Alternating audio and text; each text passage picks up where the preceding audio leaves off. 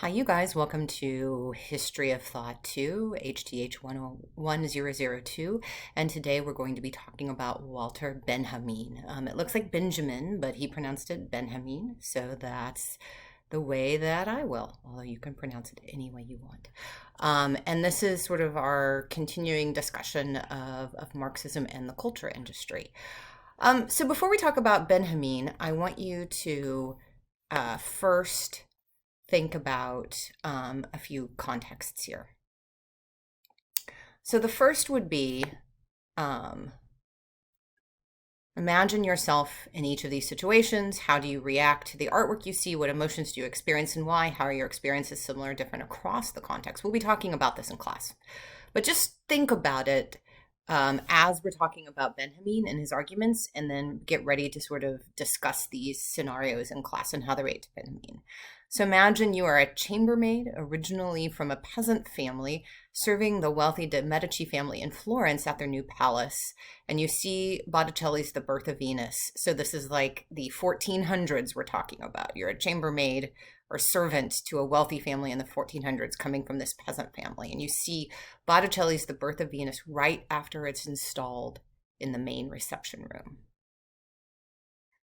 You rarely encounter art except maybe in church, and you encounter this. Second scenario, you are a young shop assistant newly arrived in Paris in 1910 from a small village in the countryside.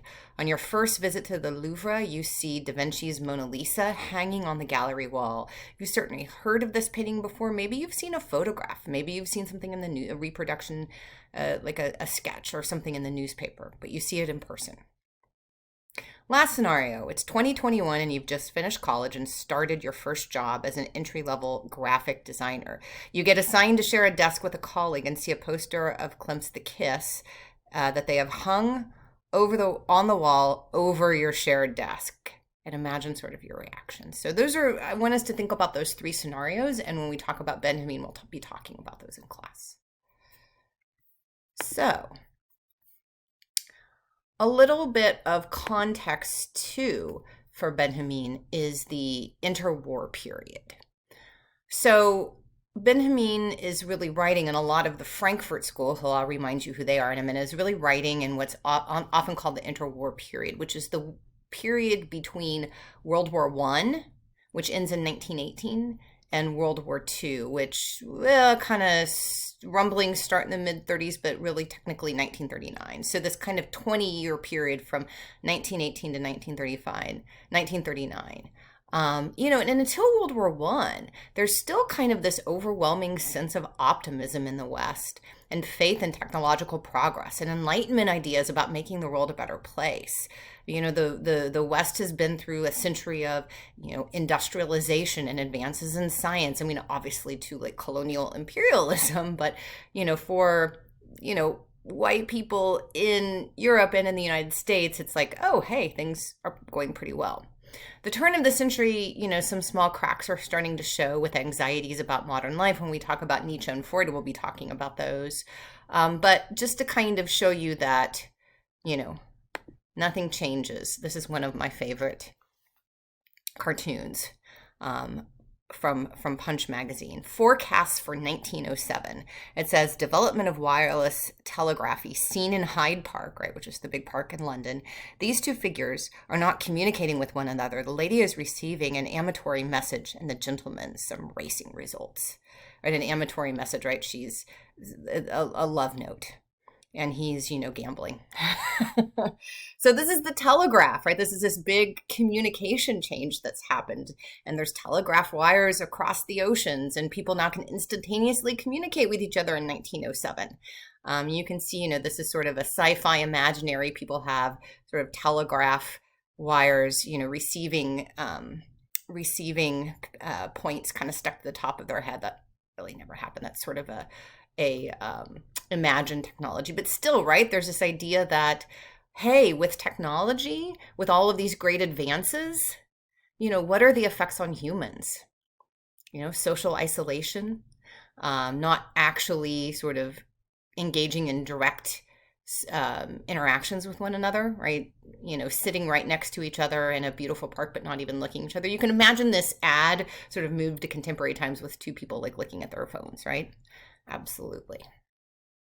So it's this time of sort of the before World War One is this time of everybody is pretty optimistic in faith and technology, but there's these cracks starting to show. However, World War One changes all of that. The horrors of the modern battlefield of World War One severely impacts the psyches of Europeans. The memories of the new warfare technologies of machine guns, landmines, blowtorches, chemical weapons, etc., really sort of impact culture. Dealing with mass death, both military death, 11 million people, and civilian death, 7 million. Of course, that will be even greater in World War II, but in this interwar period, this is the greatest loss of life that people remember.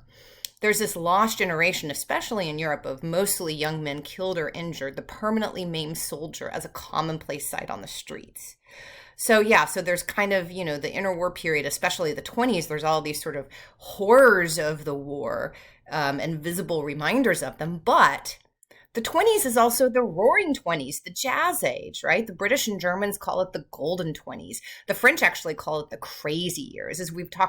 As I may have talked before, I'm not sure, but this is the spread of mass culture, automobiles, telephones, increasingly radios, movies, film stars, jazz music, dance clubs, partying. We associate this era with the figure of the flapper, right? Redefining modern womanhood, women getting the right to vote, cutting their hair short, wearing short skirts, getting jobs, smoking cigarettes. Oh no. And new openness about sort of sexual mores as well.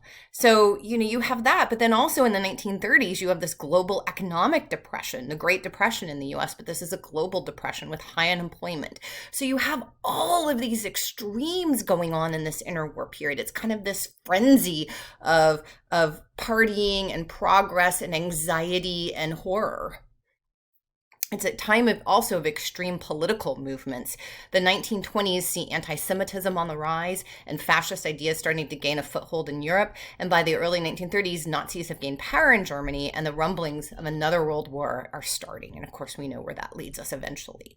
This interwar period, there's a sense by many in the West that individuals in modern human society were unsatisfied, full of malaise, out of joint, and unfulfilled. And, pretty quickly kind of a big change from the early 20th century before the war into this interwar period is kind of a loss of faith in progress and reason and technology and democracy. So there's kind of this surface exuberance, the crazy years, the roaring 20s. The culture has this edgy, frantic quality that suggests deeper insecurities. Party now, hard now because it will all be older. As one commentator said, it felt like we were dancing on the edge of a volcano. And a really, I think, good visual representation of this is Otto Dix's triptych paintings Metropolis, which he paints at kind of the height of the interwar period. And he's an artist in Berlin, which, has this huge party culture in the 1920s and becomes this sort of mecca for artists and musicians and sort of sexual freedom and freedom of sexual expression. But it's also a capital that suffered a lot during World War One. And, maybe just take a few minutes, maybe pause, take a look at the Dix painting.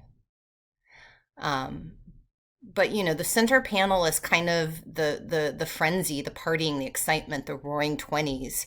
You see the jazz group and the dancers and people kind of dressed in more fancy and elaborate costumes. It's sort of, the what we think of when we think of the roaring 20s. But if you look at the other panels, especially, the panel on the left, you see, people that are sort of partying as well, but they're out on the street and maybe they're not dressed quite as nicely. Maybe there's some implication to in some of these that maybe they're sex workers or their status is lower than the people in the middle. And the other thing that you see in both the right and the left panel are veterans, amputees. The gentleman on the far right panel, his face down, his hand over his face, you can definitely see that he's lost both of his legs in the war. And the gentleman on the far left, I mean, he's almost like he's lost both of his legs, although he does have, the wooden legs and crutches. But he's sort of almost glancing towards that middle panel way, looking into that sort of image of the Jazz Age that he can't access himself. So you kind of see this juxtaposition of all of the things that this interwar period was about, sort of, the partying and the anxiety, sort of the frantic energy and the horrors, and the reminder of the horrors. So this is the context in which Benjamin is writing, against which Adorno and Horkheimer, who we've already talked about, are writing, and the entire Frankfurt School. And I talked a little bit about the Frankfurt School with Adorno and Horkheimer, but I'm just going to give you a little review. It's a school of social theory and philosophy, associated with the Institute for Social Research at the Goethe University of Frankfurt in the 20s and 30s. All members were mostly German, mostly Jewish, mostly Marxist thinkers, and almost all of them immigrated to the United States during the rise of the Nazis and continued their work in the United States in the 1940s and 50s, although Benjamin didn't immigrate. We'll tell his story about that in a minute. They're all sort of Marxist and influenced by left ideas, but they're wanting to challenge a lot of aspects of Marxism. They want to critique Marx's economic determinism and this notion of revolution as inevitable. They're also drawing on thinkers like Nietzsche and Freud, which we'll also talk about in this class. And they're critical of modern capitalism and fascism, but in a lot of ways they're also highly critical of Soviet communist regimes. So what they're trying to explain is why capitalism has endured, how capitalism has helped decrease abject poverty and misery of the working class, contra Marxist prediction. They also want to explain the rise of fascism and the appeal of fascism and kind of the violence of contemporary society. Where did that Enlightenment promise of progress go? They're also kind of looking at the sensory experience of modern life and how individuals have changed in modernity. And using all of this to try to understand, why hasn't that revolution happened? Why aren't we living in an era of freedom? And they're really looking at culture to help explain this, something that Marx is really bad at. But that they're sort of investigating in detail. So today we'll be talking about a member of the Frankfurt School, Walter Benjamin, who was a German Jewish philosopher, cultural critic, and essayist. He's a highly eclectic thinker, combining elements of German idealism. So for those of you who know Hegel, he's drawing on Hegel, Romanticism, Western Marxism, and even he was very into Jewish mysticism. And he made very influential contributions to aesthetic theory, to literary criticism, and cultural theory. Benjamin himself, I kind of think he's an interesting character. He was an avid collector of books, and his apartment was just littered with them. Also paintings, not expensive ones at the time, but ones that maybe the people went on to be more famous, and newspapers. He loved walking through the streets of cities like Paris. He spent a lot of time in Paris, through the old shopping arcades, flea markets, junk stores, examining the multitudes of objects that constituted sort of the cultural detritus of capitalism, kind of forgotten commodities in a way. So he actually has a pretty sad story. So he did want to escape to the United States, like many of his Frankfurt School compatriots. And he was kind of in France at the time. And he did make it in 1940 to the French-Spanish border at Portbou. And when he made it to the border was closed. He makes it there and the border closes down. And it doesn't look like it's going to reopen. And the Nazis are sort of coming, and he's a Jewish left-wing intellectual. He knows what the Nazis are going to do to him, right? So instead of facing the Nazis, instead of letting them capture him, since the border is closed and he thinks he can't get through, he commits suicide. He sort of determines that that's the choice that he has. And he thought all hope was lost, so he took his own life. And extremely tragically, the next day, the border reopened before the Nazi had marched to the town, and he could have made it through. He was only, 48 years old. He wasn't very old at all. So it's actually extremely tragic. His major works, I don't know if you've ever encountered any of his stuff. The Task of the Translator, The Origin of German Tragic Drama, The Arcades Project, Theses on the Philosophy of History, and then the probably his most famous essay, which you read for today, The Work of Art in the Age of Mechanical Reproduction. So, you guys didn't read Theses on the Philosophy of History, but I think this really kind of encapsulates, hold on, I'm going to move myself up. This really kind of encapsulates a lot of this is definitely more of the pessimism of the Frankfurt School, but I really think that this is kind of, there's a sad beauty in Benjamin's writing and how he connects it to art. So he was a friend of Paul Klee, the artist, and of course this is before Klee's incredibly famous. He actually had a work of Klee's, Angelus Novus, which is here, himself. And so this is him sort of looking at the work and reflecting upon it and reflecting on kind of the idea of history and this Enlightenment idea of progress. And in the Theses on the Philosophy of History, one of his last works, this is what he says when he's sort of contemplating this painting. A Klee painting named Angelus Novus shows an angel looking as though he is about to move away from something he is fixedly contemplating. His eyes are staring, his mouth is open, his wings are spread. This is how one pictures the angel of history. His face is turned towards the past. Where we perceive a chain of events, he sees one single catastrophe which keeps piling wreckage upon wreckage and hurls it in front of his feet. The angel would like to stay, awaken the dead, and make whole what has been smashed, but a storm is blowing from paradise. It has got caught up in its wings with such violence that the angel can no longer close them. The storm irresistibly propels him into the future, to which his back is turned, while a pile of debris before him grows skyward. The storm is what we call progress. Right, so this kind of enlightenment and notion of progress, applying human reason and science to the social world, will make things progressively better. Right? What happened? With all of these advances,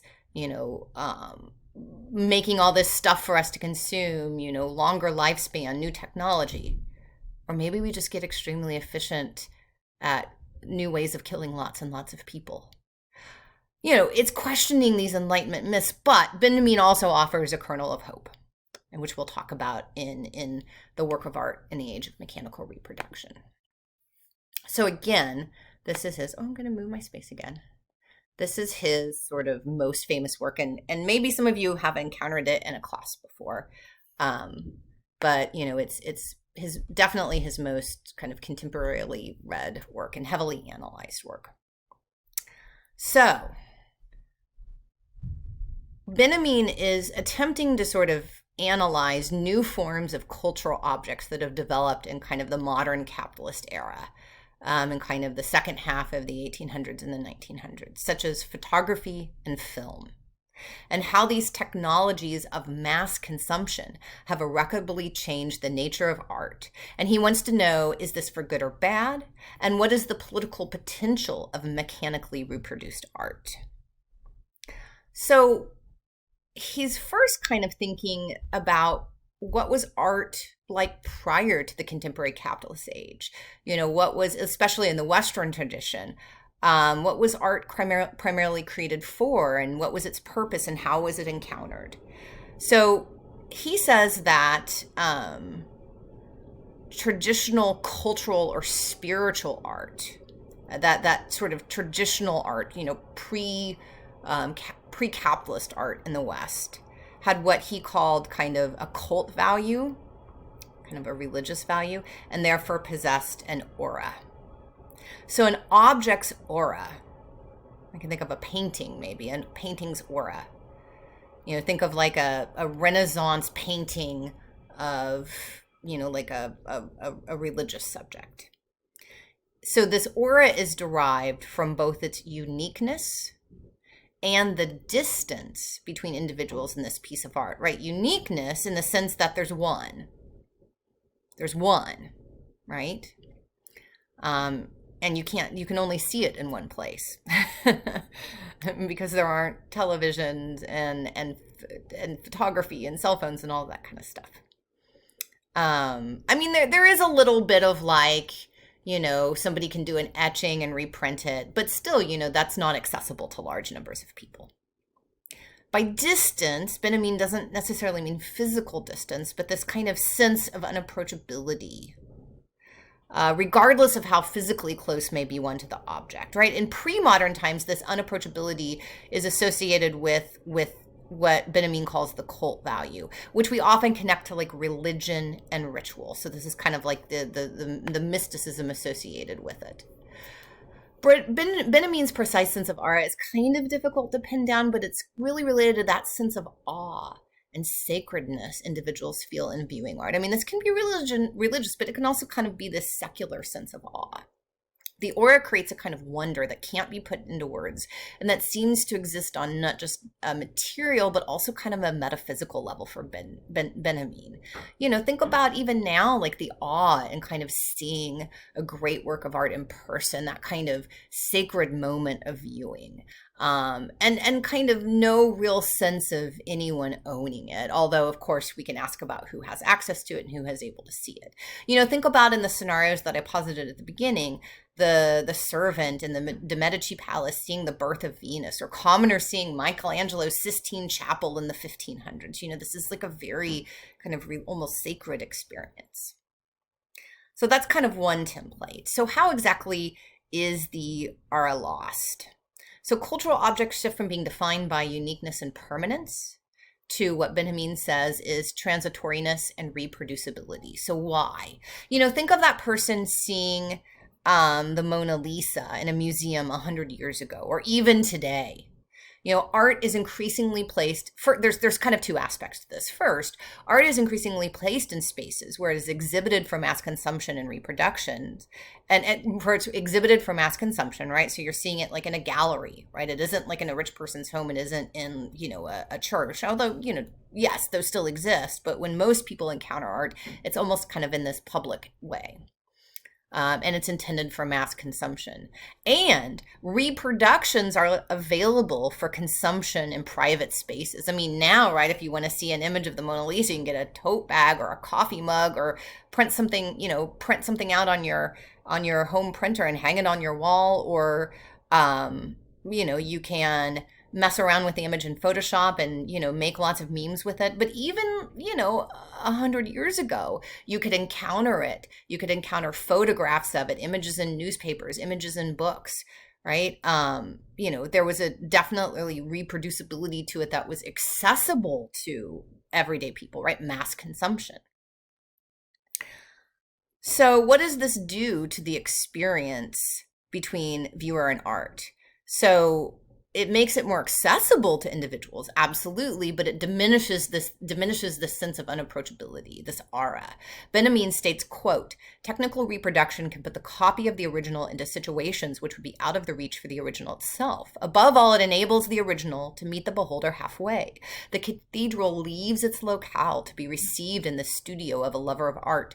The choral production performed in an auditorium or in the open air resounds in the drawing room. So also, kind of corollary to this, the reproducibility of images with photography and film, and of course now digital reproduction, means that these art forms are not as authentic as forms such as painting. I mean, think about seeing a poster of a famous work of art in an everyday and mundane place like your office, right? That last scenario from the beginning, or the image on a coffee cup or a t-shirt. Looking at a photo or some kind of reproduction of a great painting, is it the same? And that's what Benjamin is asking. Is it the same as seeing the original painting itself? And it isn't just the piece of art itself, it's sort of the context, the social and cultural context in which we view it is irrevocably changed. I mean, we can go see the original Mona Lisa, right? But we live in a cultural and historical context where we've encountered this image over and over and over again in so many different contexts, right? That with this sort of era of mass production of the image, that one loses the sense of uniqueness and unapproachability, and thereby the aura. I mean, it's still kind of cool to still go see the original one. We can kind of still get that sense of sacredness, but it will never be the same. So, is this loss of aura good or bad? And this is where, a lot of people kind of on a quick reading will think, oh, Benjamin is sort of lamenting the loss of aura. Not really. I mean, I think he's observing that this was happen, and he's saying, what are the consequences? He doesn't really say anything about the mechanical reproduction being wholly good or bad. He's ambivalent. It can go either way. So opening up for sort of authorship, multiple people sort of reproducing these, and consumption, multiple people kind of consuming them in different situations, is both liberatory, sorry, and has the potential for destruction. It's really hard to kind of really pin down whether Benjamin really likes or hates anything. He's kind of almost distrustful of his own analysis as he makes it. So Benjamin actually thinks that, that the loss of aura and kind of modern sort of mass production of culture through things like photography and film actually has sort of affected human beings' very sense perception. So this is what he says about that. Let us compare the screen on which a film unfolds with the canvas of a painting. The painting invites the spectator to contemplation. Before it, the spectator can abandon himself to his associations. Before the movie frame, he cannot do so. No sooner is his eye grasped a scene than it is already changed. It cannot be arrested. The spectator's process of association in view of these images is indeed interrupted by their constant sudden change. This constitutes the shock effect of the film. So think about sort of sense perception and our sensory experience in modern urban life. Modern urban life is shocking and jolting, especially compared to how most humans have lived for thousands of years of human history. Just think about the very kind of experience of walking through a crowded, noisy, bright city on a daily basis, and how, smelly, right? And how that sort of overwhelming experience of sensory input and sort of constant sort of jostling of all of your senses, but eventually we kind of get used to it. Right? But still, the compared to most other kind of eras of human life, modernity is modern urban life is shocking. And if you think about kind of the new artistic technologies that people are encountering, like photography and like film in the early 20th century when Benjamin is writing, they're collapsing time and they're collapsing space. Film doesn't take place in real time. There's all of these sort of techniques of, cutting and montage and different kinds of shots and all of this stuff that, we know it doesn't take place in real time, that it sort of collapses time and space in very kind of specific ways that alter kind of our sense perception. And also this means that people expect and need more stimuli, and that if you're constantly living in this environment, you need constant stimulation and shock. So for Benjamin, modern life literally changes our sense perception, and also just kind of the way that we consume images and media, that we lose all relation to context. We don't need context. Context shifts quickly. Everything can be taken out, isolated, and reshifted. In some ways, we'll talk a little bit more about this with postmodernism, although Benjamin isn't a postmodernist, but kind of this ubiquitousness of the image and how, there is no context anymore. I mean, think of the multiple different ways that you encounter, going back in our example, the Mona Lisa, and it can be sort of taken out of its original context, reshifted, reformulated, and reconsumed in a variety of different ways. Further, new technologies often construct a sense of linearity and narrative coherence that is artificially constructed. And as I talked about film a minute ago, but think about how a movie is actually filmed, out of sequence scenes, versus how an audience experiences as a linear narrative, as opposed to maybe an experience like theater, which is live and, is sort of happening in real time. These new sensory experiences are part of the destruction of unapproachability of art, the destruction of the aura, and also change our very natures in terms of how humans perceive the world around them. As Benjamin says in the essay, quote, during long periods of human history, the mode of human sense perception changes with humanity's entire mode of existence. The manner in which human sense perception is organized, the medium in which it is accomplished, is determined not only by nature, but historical circumstance as well. And of course, Benjamin is writing, in the 1930s, but think about, these arguments about how, social media and Googling and all of this has actually affected people's attention spans and decreased our ability to sort of sit down and read or engage for long periods of time. I mean, the evidence is sort of out on that one, but, we're still making these kinds of arguments today about how sort of technology and the cultural context of technology literally affect our sensory perception. In the era of mechanical reproduction, opening up the authorship and consumption of these objects. In other words, we can sort of, not only can we be sort of creating in a system of mass consumption, or consuming in a system of mass consumption, all of these different sort of cultural objects and all of these different contexts and images are circulating in all of these different ways. But we can also be creators and authors of them, right? I mean, a creator isn't just sort of limited to the person who is commissioned by the rich family or the church to paint that painting, right? So opening up authorship and consumption of these objects has both the potential for, let's say, more liberatory ends, more freedom, reaching towards freedom, but also more sort of destructive, or Benjamin would say fascistic ends. For Benjamin, the diminishment of the aura of cultural objects is certainly destructive, but it also opens up new political possibilities in critical spaces. Benjamin says, quote, "For the first time in world history, mechanical reproduction emancipates the work of art from its parasitical dependence on ritual. To an ever greater degree, the work of art produced becomes the work of art designed for reproducibility. The instant the criterion of authenticity ceases to be applicable to artistic production, the total function of art is reversed. Instead of being based on ritual, it begins to be based on another practice, politics." So art under mass culture isn't about sort of this sacredness, this sort of cult value, this sort of unapproachable, often kind of religious value, right?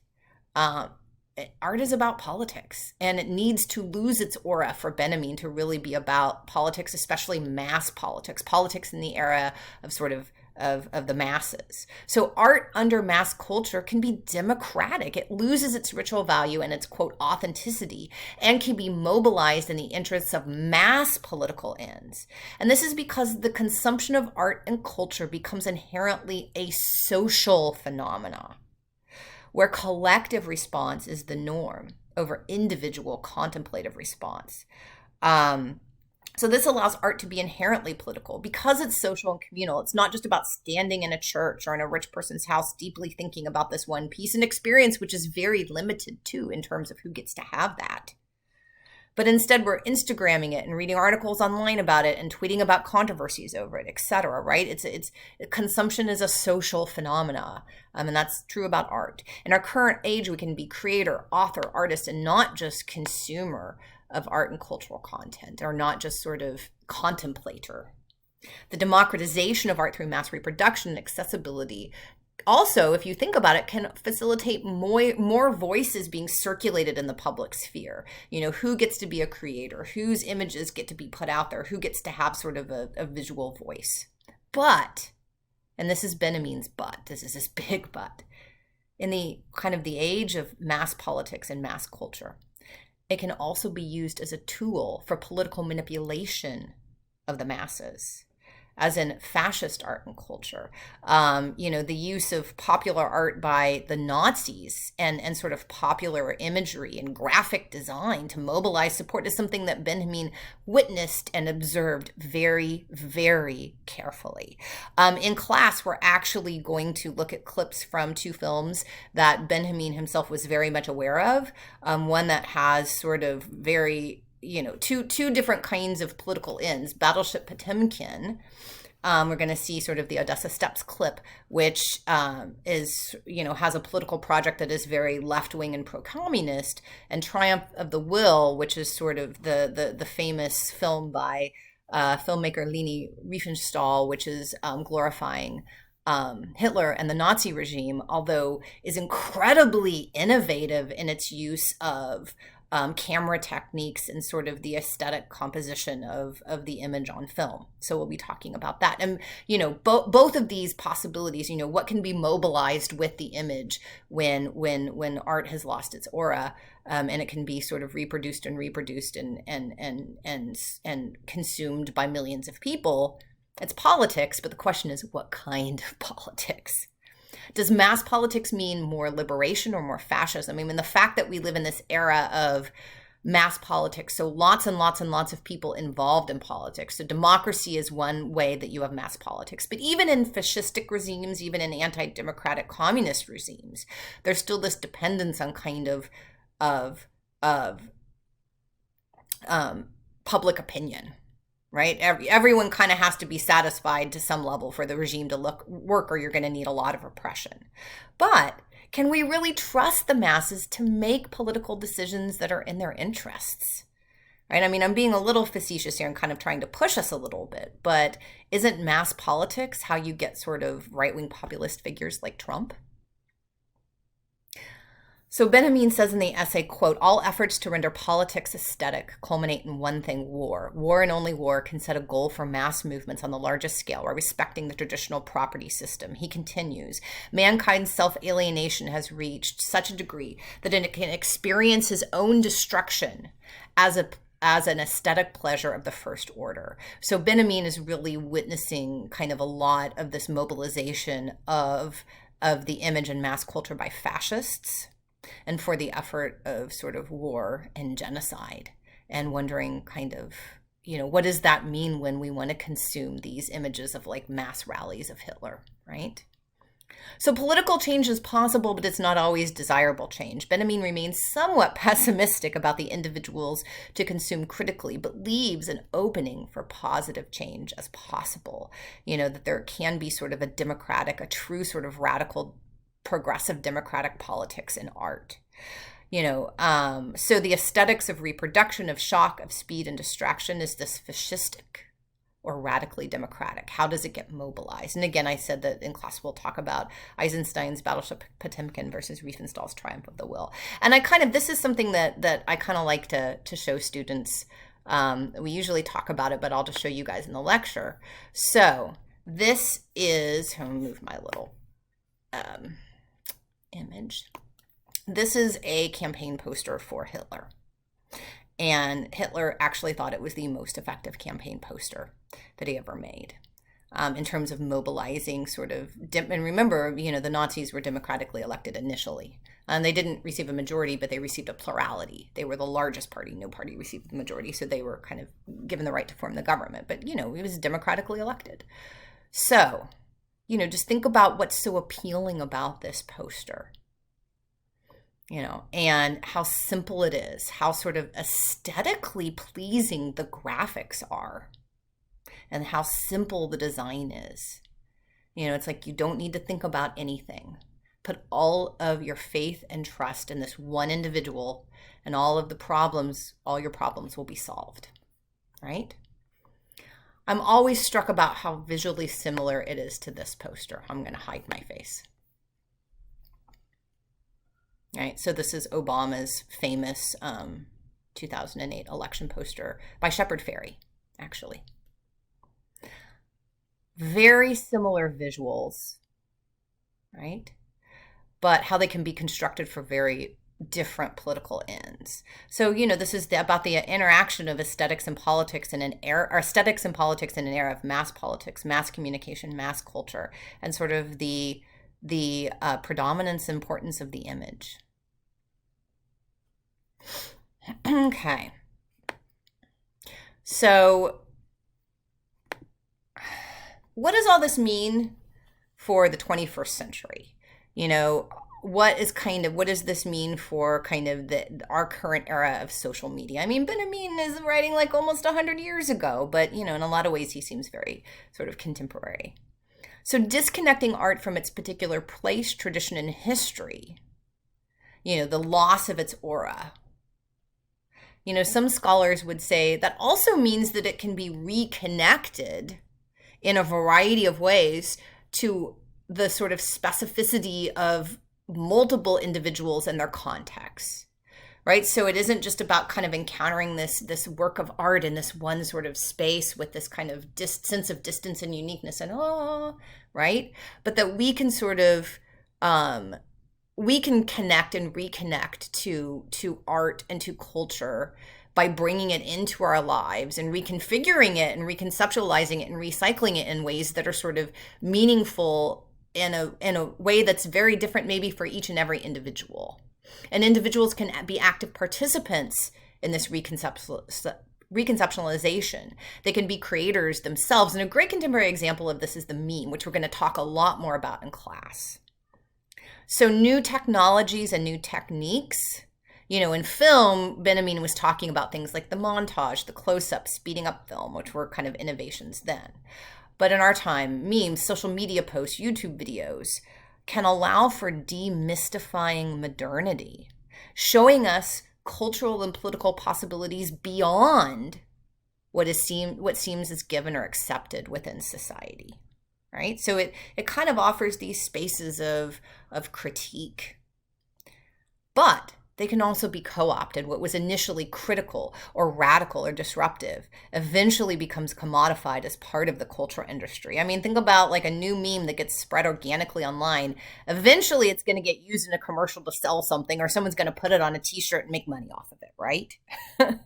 So we're going to be talking about these dynamics. What does this mean in 2021? Right? And I've assigned you guys, a short article from the online magazine DigiNative by Kumar Salahi. What would the Frankfurt School think of social media? And that's a question that we'll be discussing in our live class. So see you guys then.